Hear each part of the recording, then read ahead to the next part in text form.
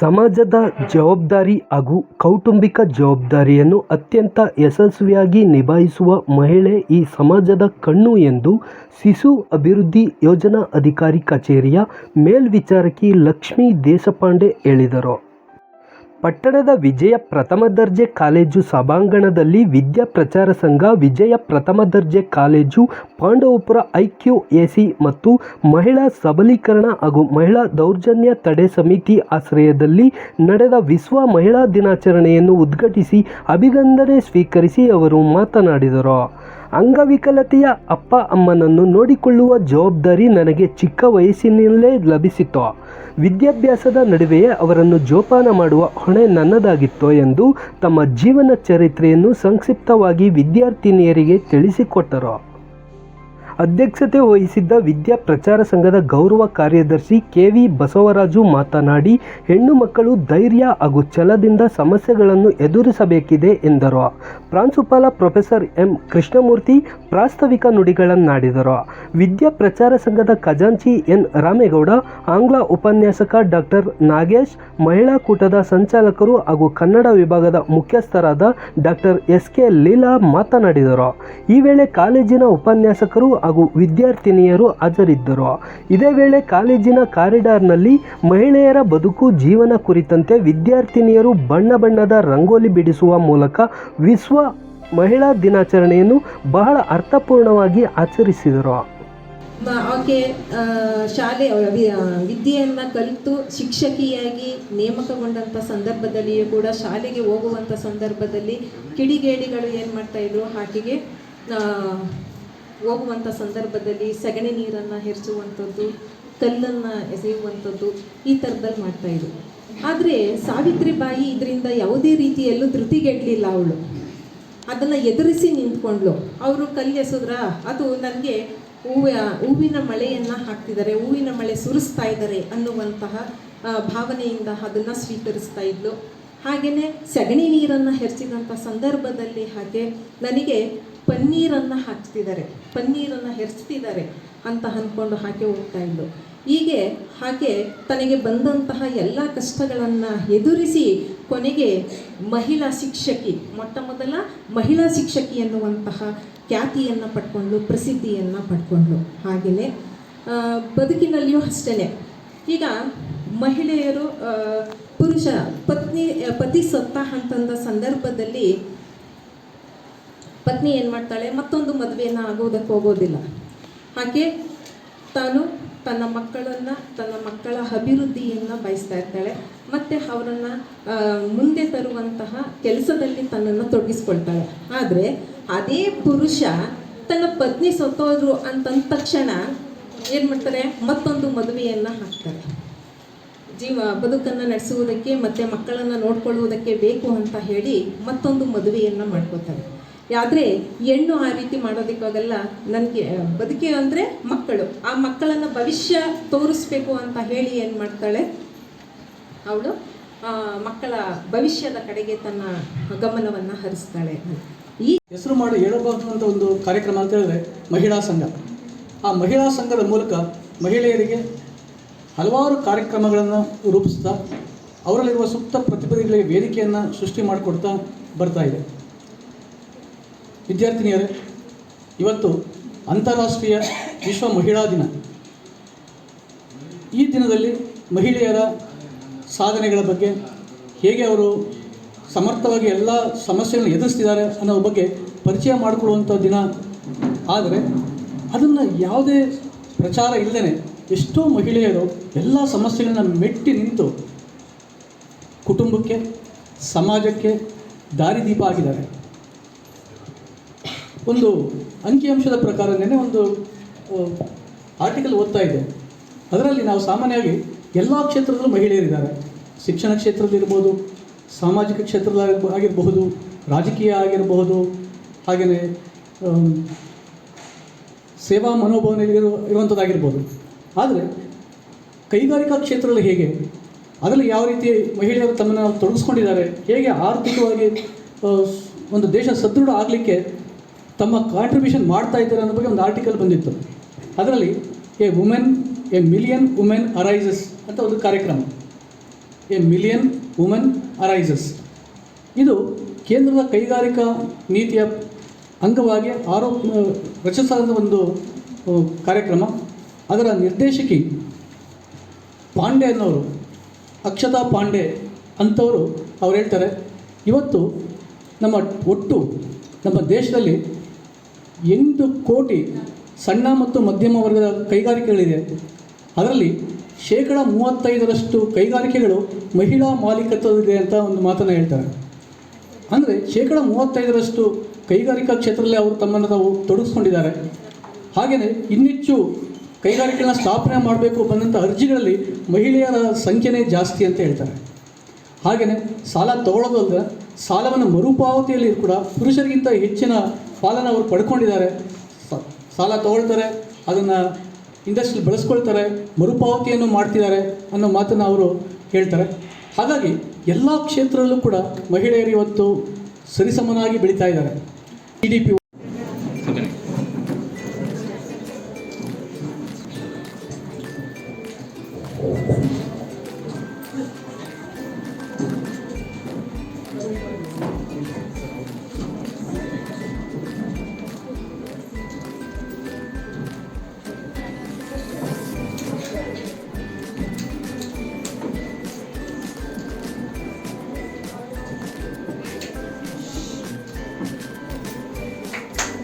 ನಾನು ಉತ್ತಮ ವಾಗ್ಮಿಯಲ್ಲ.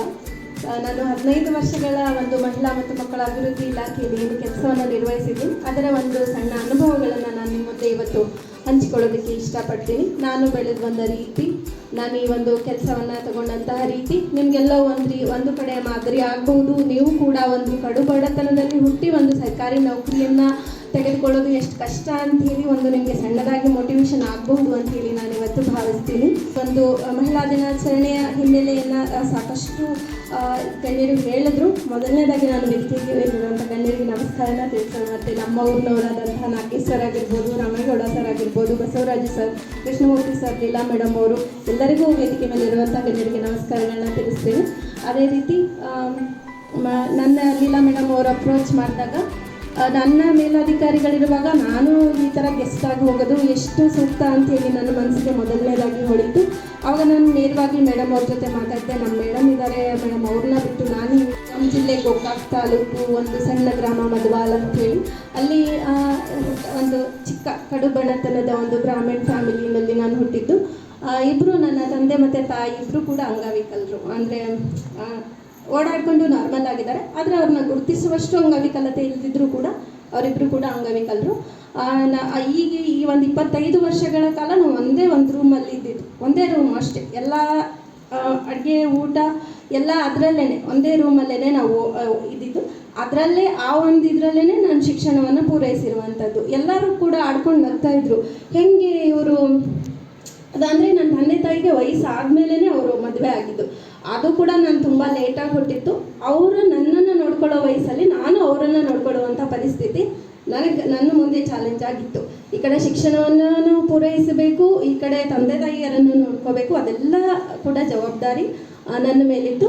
ಅಂಥ ಒಂದು ಸಂದರ್ಭದಲ್ಲಿ ನಾನು ಓದಿದೆ. ನಮ್ಮ ಒಂದು ಶಿಕ್ಷಕರು ನನಗೆ ತುಂಬ ಸ್ಫೂರ್ತಿಯನ್ನು ತುಂಬಿದ್ರು. ನೀನು ಓದ್ತೀಯಾ, ತುಂಬ ಚೆನ್ನಾಗಿ ಬರೀತೀಯಾ, ಹ್ಯಾಂಡ್ ರೈಟಿಂಗು ನಿಂದೆಲ್ಲ ತುಂಬ ಸ್ಕಿಲ್ ಎಲ್ಲ ಚೆನ್ನಾಗಿದೆ ಅಂತ ತುಂಬ ಒಂದು ಸ್ಫೂರ್ತಿದಾಯಕವಾದಂಥ ಮಾತುಗಳನ್ನ ತುಂಬಿದ್ರು. ಎಷ್ಟೋ ಕಡೆ ಫೀಸ್ ಕಟ್ಟೋಕ್ಕೂ ಕೂಡ ನನಗೆ ತುಂಬ ಒಂಥರ ಇದಾಗ್ತಿತ್ತು, ಹೆಸಿಟೇಷನ್ ಆಗ್ತಿತ್ತು. ಅವ್ರನ್ನ ಹೋಗಿ ಹೆಂಗೆ ಕೇಳೋದು, ನನಗೆ ಕನ್ಸೆಷನ್ ಕೊಡಿ ಅನ್ನೋದು ಕೂಡ ನನಗೆ ಮನಸ್ಸಿಗೆ ಆವಾಗವಾಗ ಬರ್ತಿತ್ತು. ಆದರೂ ಕೂಡ ನನ್ನ ಫ್ರೆಂಡ್ಸು ಮತ್ತು ಇವರು ಎಲ್ಲರ ಸಹಾಯದಿಂದ ನಾನು ಪದವಿ ಶಿಕ್ಷಣವನ್ನು ಪೂರೈಸಿದೆ. ಈಗಲೂ ಕೂಡ ನೋಟಿಸ್ ಬೋರ್ಡಲ್ಲಿ ನನ್ನ ಹೆಸರಿದೆ, ಅಂಕಲಿ ಕಾಲೇಜಲ್ಲಿ ನಾನೇ ಕಾಲೇಜಿಗೆ ಫಸ್ಟ್ ಬಂದೆ. ಅದು ಕೂಡ ಒಂದು ನನ್ನ ಇದು ಅಂತ ಹೇಳಿ ನಾನು ಇವತ್ತು ನಿಮ್ಗೆ ಹೇಳೋಕ್ಕೆ ಇಷ್ಟಪಡ್ತೀನಿ. ಈಗ ನಾವು ಮತ್ತೆ ಲಾಸ್ಟಿಗೆ ಒಂದು ಟ್ರೆಂಡ್ ನಡೆದಿದೆಯಲ್ಲ, ಗುರುವಂದನಾ ಕಾರ್ಯಕ್ರಮ ಅಂಥೇಳಿ, ಆ ಒಂದು ಕಾರ್ಯಕ್ರಮಕ್ಕೆ ಹೋದಾಗ ಬೋರ್ಡನ್ನು ನೋಡಿದಾಗ ನಂಗೆ ತುಂಬ ಖುಷಿ ಆಯಿತು. ಸ್ಟೇಜ್ ಮೇಲೆ ಕರೆದು ನನ್ನನ್ನು ನಮ್ಮ ಸರ್ ಗುರುತಿಸಿದ್ರು. ಯಾವಾಗ 2005 ಮತ್ತು 6 ಇವರು ಡಿಗ್ರಿ ವ್ಯಾಸಂಗದಲ್ಲಿ ಏನು ನೋಟಿಸ್ ಬೋರ್ಡಲ್ಲಿ ಇದ್ದಾರಲ್ಲ ಅವರು ಇವರು ಅಂಥೇಳಿ ಮಕ್ಕಳಿಗೆ ಎಲ್ಲ ಮಕ್ಕಳಿಗೂ ಕೂಡ ಹೇಳಿಕೊಟ್ರು. ಅದು ನಂಗೆ ತುಂಬ ಮರೆಯೋಕ್ಕಾಗದೇ ಇರುವಂತಹ ದಿನ. ಇವರೇ ಲಕ್ಷ್ಮೀ ದೇಶಪಾಂಡೆ ಅಂಥೇಳಿ ಹೇಳಿಕೊಟ್ರು. ಅದನ್ನು ಯಾವತ್ತೂ ಮರೆಯೋಕ್ಕಾಗಲ್ಲ. ನೀವು ಪದಕ ವಿದ್ಯಾರ್ಥಿಗಳ ಒಂದು ಪಟ್ಟಿನಲ್ಲಿ ನನ್ನ ಹೆಸರಿದೆ, ಡಿಗ್ರಿ ಕಾಲೇಜಲ್ಲಿ ಕೂಡ ಹೆಸರಿದೆ. ಯಾವಾಗ ಅಪ್ ಟು ಸ್ಕೂಲಿಂದ ಹಿಡಿದು ಡಿಗ್ರಿ ಕಾಲೇಜ್ BEd ಕಾಲೇಜ್ವರೆಗೂ ನಾನು ಆಲ್ಮೋಸ್ಟ್ ಚೆಸ್ ಚಾಂಪಿಯನ್. ಯಾರಿಗೂ ಕೂಡ ಒಂದು ಸ್ಥಾನವನ್ನು ನಾನು ಬಿಟ್ಕೊಡ್ತಾ ಇರಲಿಲ್ಲ. ಇದೆಲ್ಲ ಕೂಡ ನೀವು ಕೂಡ ಅದೇ ಥರ ಅಂದ್ಕೊಳ್ಳಿ. ನಾನು ನೋಟಿಸ್ ಬೋರ್ಡಲ್ಲಿ ಇರಬೇಕು. ಯಾವಾಗ ನಾವು ಈಗ 42 ವರ್ಷಗಳ ಇತಿಹಾಸವನ್ನು ಉಳ್ಳಂತಹ ಒಂದು ಈ ಶಾಲೆಯಲ್ಲಿ ನೀವು ಓದ್ತಾ ಇದ್ದೀರಾ ಅಂತಂದರೆ ನಿಮ್ಮ ಅದೃಷ್ಟ ಇದು. ಇಷ್ಟೊಂದು ಸುಸಜ್ಜಿತವಾದಂತಹ ಬೋಧಕ ಸಿಬ್ಬಂದಿ, ಇಷ್ಟೊಂದು ಇದು ಇರುವಂತಹ ಸಿಬ್ಬಂದಿಗಳ ಮಧ್ಯದಲ್ಲಿ ನೀವು ಒಂದು ಶಿಕ್ಷಣವನ್ನು ಪೂರೈಸ್ತಾ ಇದ್ದೀರಾ ಅಂದರೆ ನಿಮ್ಮ ಅದೃಷ್ಟ. ನಮ್ಗೆ ಇಷ್ಟೊಂದು ಸೌಲಭ್ಯಗಳಿರಲಿಲ್ಲ. ಈಗ ಒಂದು 15 ವರ್ಷಗಳಿಂದ ಇಷ್ಟೊಂದು ಸೌಲಭ್ಯ ಇರಲಿಲ್ಲ. ಮಳೆ ಬಂದರೆ ಸುರಿತಾ ಇತ್ತು. ಆವಾಗ ನಾವು ಕೊಠಡಿಯಿಂದ ಕೊಠಡಿಗೆ ಏನಾಗ್ತಾ ಇದ್ವಿ, ಶಿಫ್ಟ್ ಆಗ್ತಾ ಇದ್ವಿ. ಈಗೆಲ್ಲ ಅಷ್ಟೊಂದು ಸ್ಮಾರ್ಟ್ ಕ್ಲಾಸಸ್ ಇದೆ, ಉನ್ನತವಾದಂತಹ ಶಿಕ್ಷಣ ಇದೆ. ಎಲ್ಲರೂ ಕೂಡ ಶಿಕ್ಷಣಕ್ಕೆ ಒತ್ತು ಕೊಟ್ಟು ನೀವು ಶಿಕ್ಷಣವನ್ನು ಪೂರೈಸಿ ಅದರಲ್ಲಿ ಒಂದು ಗುರಿಯನ್ನು ಇಟ್ಕೊಳ್ಳಿ. ನಾನು ಏನು ಸಾಧನೆ ಮಾಡಬೇಕಾಗಿದೆ, ಏನು ಓದಬೇಕಾಗಿದೆ, ಅದ್ರ ಕಡೆ ಮಾತ್ರ ಕಾನ್ಸಂಟ್ರೇಷನ್ ಮಾಡಿ. ಇತ್ತೀಚಿನ ದಿನಗಳಲ್ಲಿ ನಾವು ಅಬ್ಸರ್ವ್ ಮಾಡ್ತಾ ಇರುವಂತಹ ಅತಿಯಾದಂತಹ ಮೊಬೈಲ್ ಬಳಕೆ, ಆಮೇಲೆ ಎಷ್ಟು ಅಗತ್ಯ, ಎಷ್ಟು ಒಂದು ಒಳ್ಳೆಯದರಲ್ಲಿ ಒಳ್ಳೆಯದು ಅಂತ ಎಷ್ಟಿದೆಯೋ ಅಷ್ಟೇ ಕೆಟ್ಟದ್ದು ಕೂಡ ಇದೆ. ಅದರಲ್ಲಿ ನಮ್ಗೆ ಏನು ಬೇಕೋ ಒಳ್ಳೆಯದನ್ನು ಅದನ್ನು ಮಾತ್ರ ನಾವು ಅದರಲ್ಲಿ ತೆಗೆದುಕೊಳ್ಳೋಣ ಅಂತ ನಾನು ಹೇಳಕ್ಕೆ ಇಷ್ಟಪಡ್ತೀನಿ. ಸುಮಾರು ಮೊಬೈಲ್ಗಳಿಗೆ ದಾಸರಾಗಿದ್ದಾರೆ. ಅದರಿಂದ ಕಣ್ಣಿಗೆ ಮತ್ತು ಬ್ರೈನ್ಗೆ ಎಫೆಕ್ಟ್ ಅಂತ ಗೊತ್ತಿದ್ರೂ ಸಹ ನಾವು ಲೇಟ್ ನೈಟ್ ಆದಾಗ ನಾವು ಮೊಬೈಲನ್ನು ತುಂಬಾ ನೋಡ್ತೀವಿ. ಏನೋ ಕೆಲಸದ ಅವಶ್ಯಕತೆ ಇರುವಾಗ ನಿಮ್ಗೆ ಏನಾದರೂ ಅಲ್ಲಿ ಟೀಚಿಂಗ್ ಮೆಟೀರಿಯಲ್ಸ್ ಬೇಕಾದಾಗ ನೀವು ಅದನ್ನು ನೋಡಿ ತಿಳ್ಕೊಳ್ಳಿ. ಆದರೆ ಅತಿಯಾದಂತಹ ಮೊಬೈಲ್ ಬಳಕೆ ಒಳ್ಳೆಯದಲ್ಲ. ಆಮೇಲೆ ಮಾದಕ ವ್ಯಸನಗಳಿಗೆ ತುತ್ತಾಗ್ತಕ್ಕಂತಹ ಕೆಲವು ಇದು ನಡೆದಿದೆ ಕೂಡ ಅದರಲ್ಲಿ. ಮತ್ತು ತುಂಬ ಹೊತ್ತು ಫೋನಲ್ಲಿ ಮಾತಾಡ್ತಕ್ಕಂಥದ್ದು ಕೂಡ ನಾವು ಅಬ್ಸರ್ವ್ ಮಾಡ್ತಿದ್ದೀವಿ. ಸುಮಾರು ಯಾವಾಗಲೂ ಫೋನು ಏನಿರುತ್ತೆ ಅನ್ನೋದು ಕೂಡ ಕ್ವಶನ್ ಮಾರ್ಕ್ ಆಗುತ್ತೆ. ದಯವಿಟ್ಟು ಆದಷ್ಟು ಅವಾಯ್ಡ್ ಮಾಡಿ. ತಂದೆ ತಾಯಿಯರ ಜೊತೆಗೆ, ಶಿಕ್ಷಕರ ಜೊತೆಗೆ ಉತ್ತಮವಾದ ಸಂವಾದವನ್ನು ನಡೆಸಿ. ಒಳ್ಳೆಯದು ಕೆಟ್ಟದ್ದು ನಿಮಗೆ ಅನುಭವದಿಂದನೇ ಸಿಗೋದು. ಅದನ್ನು ನೀವು ಕೆಲವು ಕೇಳಿ ತಿಳ್ಕೊಬೇಕು, ಕೆಲವನ್ನ ನೋಡಿ ತಿಳ್ಕೊಬೇಕು, ಇನ್ನು ಕೆಲವನ್ನ ಓದಿ ತಿಳ್ಕೊಬೇಕು. ಎಲ್ಲನೂ ಕೂಡ ನಾವು ಓದೋದ್ರಿಂದನೇ ಕಲಿತೀವಿ ಅಂತಂದರೆ ಅದು ಅಸಾಧ್ಯ ಆಗುತ್ತೆ. ಎಲ್ಲನೂ ನೋಡಿ ಕೇಳಿ ಅನುಭವದಿಂದ ಗ್ರಹಿಸಿಕೊಂಡು ಒಳ್ಳೆಯದನ್ನು ಕಲಿತಕ್ಕಂಥದ್ದು. ಮತ್ತು ಇಷ್ಟೆಲ್ಲ ಮಹಿಳೆಯರ ಒಂದು ಸಾಧನೆಯನ್ನು ನಾವು ಗಮನಿಸ್ತಾ ಬಂದಿದ್ದೀವಿ. ದ್ರೌಪದಿ ಮುರ್ಮು ಅವರಾಗಿರ್ಬೋದು, ನಿರ್ಮಲಾ ಸೀತಾರಾಮನ್ ಆಗಿರ್ಬೋದು, ಸುನೀತಾ ವಿಲಿಯಮ್ಸ್ ಅವರಾಗಿರ್ಬೋದು, ಅನೇಕ ಮಹಿಳೆ ಸಾಧಕರನ್ನು ನಾವು ಅಬ್ಸರ್ವ್ ಮಾಡ್ಕೊಂಡು ಬೆಳೀತಾ ಇದ್ದೀವಿ ಅಂದಾಗ ಅವರನ್ನೆಲ್ಲ ಪ್ರೇರಣೆಯಾಗಿ ತಗೊಂಡು ನಾವೇನು ಆಗ್ತಾ ಇದ್ದೀವಿ, ನಾವೇನು ಆಗಬೇಕು ಅನ್ನೋದನ್ನು ಡಿಸೈಡ್ ಮಾಡಬೇಕು. ಬರೀ ಪುಸ್ತಕದಲ್ಲಿ ಓದಿ ಅವ್ರ ಬಗ್ಗೆ ಬರೆದು ಮಾರ್ಕ್ಸ್ ತೆಗೆಯೋದಲ್ಲ, ಅವರಿಂದ ನಾವೇನನ್ನು ತಿಳ್ಕೊಂಡ್ವಿ, ನಮ್ಮ ಜೀವನಕ್ಕೆ ಏನನ್ನು ಅಳವಡಿಸ್ಕೊಂಡ್ವಿ ಅನ್ನೋದು ಕೂಡ ಒಂದು ಮುಖ್ಯವಾದಂತಹ ಪಾಯಿಂಟ್ ಆಗುತ್ತೆ. ಮತ್ತು ನಾನು ನಮ್ಮ ಒಂದು ಡಿಗ್ರಿ ಕಾಲೇಜಲ್ಲಿದ್ದಾಗ ನಮ್ಮ ಗುರುಗಳು ಹೇಳ್ತಾ ಇದ್ರು. ಆವಾಗ ಅದು ನಮಗೆ ನಗು ಬರ್ತಿತ್ತು. ಕಾಲೇಜಿಗೆ ತರಗತಿಗೆ ಬರೋರು ಬಂದು ಹೇಳೋರು, ನಾವೆಲ್ಲ ಸ್ವಲ್ಪ ತುಂಟಾಟ ಅದು ಇದು ಎಲ್ಲ ಮಾಡ್ತಿರ್ಬೇಕಾದಂದರೆ, ನೋಡಿ ಮಕ್ಕಳ, ನಂದು ಮಳೆ ಆದರೂ ಹಸಿರೆ, ಮಳೆ ಆಗಲಿಲ್ಲ ಅಂದರೂ ಹಸಿರೆ, ನಿಮ್ಮದು ನೋಡ್ಕೊಳ್ಳಿ ಅನ್ನೋರು. ಅಂದರೆ ನಾನು ನಿಮಗೆ ಹೇಳಿದ್ರೂ ನನಗೆ ಸಂಬಳ ಬರುತ್ತೆ, ನಿಮಗೆ ಹೇಳಲಿಲ್ಲ ಅಂದ್ರೂ ನನಗೆ ಸಂಬಳ ಬರುತ್ತೆ, ಆದರೆ ನಿಮ್ಮ ಜೀವನ ನೀವು ನೋಡ್ಕೊಳ್ಳಿ ಅನ್ನೋ ಒಂದು ಮಾತನ್ನು ಹೇಳ್ತಿದ್ರು. ನಾನು ಹುಟ್ಟಿ ಬೆಳೆದಿದ್ದೆಲ್ಲ ನಾರ್ತ್ ಕರ್ನಾಟಕನೇ. ಆ ಲ್ಯಾಂಗ್ವೇಜಲ್ಲಿ ಹೇಳಿದ್ರೆ ನಿಮಗೆ ಗೊತ್ತಾಗುತ್ತೋ ಇಲ್ವೋ ಅಂತೇಳಿ ನಾನು ಈ ಲ್ಯಾಂಗ್ವೇಜಲ್ಲಿ ಹೇಳಿದೆ. ಹುಟ್ಟಿ ಬೆಳೆದಿದ್ದು ಆಲ್ಮೋಸ್ಟ್ ನಾರ್ತ್ ಕರ್ನಾಟಕ ಆದರೂ ಈ ಕಡೆ ಬಂದಮೇಲೆ ಸ್ವಲ್ಪ ನನ್ನ ಭಾಷೆ ಚೇಂಜ್ ಆಗಿದೆ. ಅವರು ನನ್ನ ಮಳೆ ಆದ್ರೂ ಹಸಿರು, ಮಳೆ ಆಗಲಿಲ್ಲ ಅಂದ್ರೂ ಹಸಿರು, ಮಕ್ಕಳ್ರ ನಿಮ್ಮದು ನೋಡ್ಕೊಳ್ಳಿ ಅಂತಾನೆ ಹೇಳ್ತಿದ್ರು. ಆವಾಗ ನಗು ಬರ್ತಿತ್ತು. ಆದರೆ ಅದರದ್ದು ಒಂದು ಸೀರಿಯಸ್ನೆಸ್ ನಮಗೆ ಈಗ ಅರ್ಥ ಆಗುತ್ತೆ, ಅವ್ರು ಯಾಕೆ ಆ ಟೈಮಲ್ಲಿ ಹಾಗೆ ಹೇಳ್ತಾ ಇದ್ರು ಅಂಥೇಳಿ. ಸೊ ಈಗ ಒಂದು ಯಾವುದಾದ್ರು ಸರ್ಕಾರಿ ನೌಕರಿಯನ್ನು ತಗೊಳ್ಳಿ, ಒಂದು ಒಳ್ಳೆತನದಲ್ಲಿ ಓದಿ ಒಳ್ಳೆಯ ನಾಗರಿಕರಾಗಿ ಅನ್ನೋವಂಥ ಮಾತನ್ನು ಅವರು ಅವತ್ತೇ ನಮಗೆ ಹೇಳ್ಕೊಡ್ತಾ ಇದ್ರು. ಅದನ್ನೆಲ್ಲ ನಾವಿವತ್ತು ನೆನಪಿಸ್ಕೋತೀವಿ. ಎಲ್ಲ ಶಿಕ್ಷಕರನ್ನು ಸಹ ನೆನಪಿಸ್ಕೋತೀವಿ. ಅದು ಕೂಡ ನೀವು ಸಹ ಕೆಲವನ್ನ ಒಳ್ಳೆಯ ಗುಣಗಳನ್ನು ನೀವು ಸಹ ನಿಮ್ಮ ಒಂದು ಜೀವನದಲ್ಲಿ ಅಳವಡಿಸ್ಕೊಳ್ಳಿ ಅನ್ನೋದು ನನ್ನ ಆಶಯ.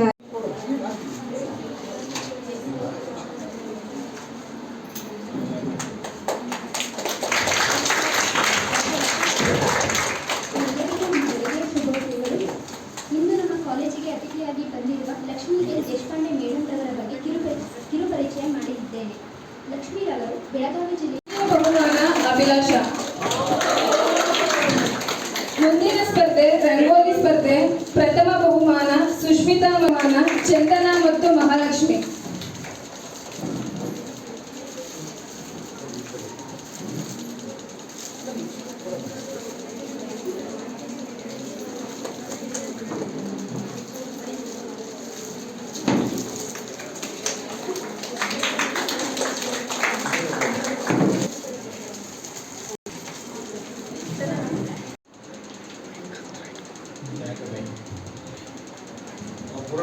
ತಾಂತ್ರಿಕತೆಗಳು ಅಂದರೆ ವಿಷ್ಣು ಬ್ರಹ್ಮ ಶಿವ ಹೆಂಗೂ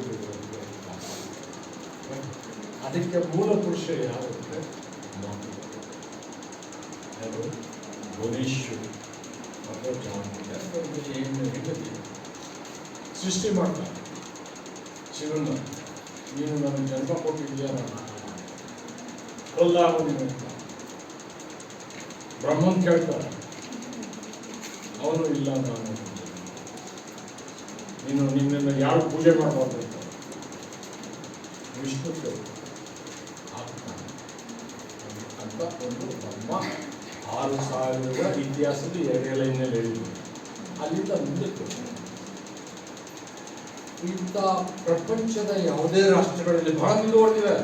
ಸುನಿತಾಂಗ್ ಹೇಳಿದ್ರು, ಬಹಳ ಮುಂದುವರೆದಿದ್ದಾರೆ, ಬಾಕಿ ಟ್ರೀಟ್ ಮಾಡಲ್ಲ. ಅವ್ರು ಯಾವುದೂ ಬಿಟ್ಟಿಲ್ಲ. ಯಾರ್ಯಾರ ಅಧಿಕಾರ ಸ್ಥಾನದಲ್ಲಿ ಯಾರ ಮಟ್ಟಕ್ಕೆ ಹೋಗಿದ್ದಾರೆ, ಅನ್ನೋರ್ಗೆ ಏನಾಗಿದ್ದಾರೆ, ಎಜುಕೇಷನ್ ಇರ್ಬೋದು, ಸ್ಪೇಸ್ ರಿಸರ್ಚ್ ಇರ್ಬೋದು, ಎಲ್ಲದರ ಬಗ್ಗೆ ಹೇಳ್ತಾರೆ. ನಾನು ರಿಪೀಟ್ ಮಾಡೋಕ್ಕೆ ಇಷ್ಟಪಡೋದಿಲ್ಲ. ಸೊ ಅಂಥ ಒಂದು ಪರಿಸ್ಥಿತಿನಲ್ಲಿ ಕೇಳ್ಕೊಂಡು ಹೇಳೋದು ಯಾವುದೂ ಮಾಡೋಕ್ಕಾಗೋದಿಲ್ಲ.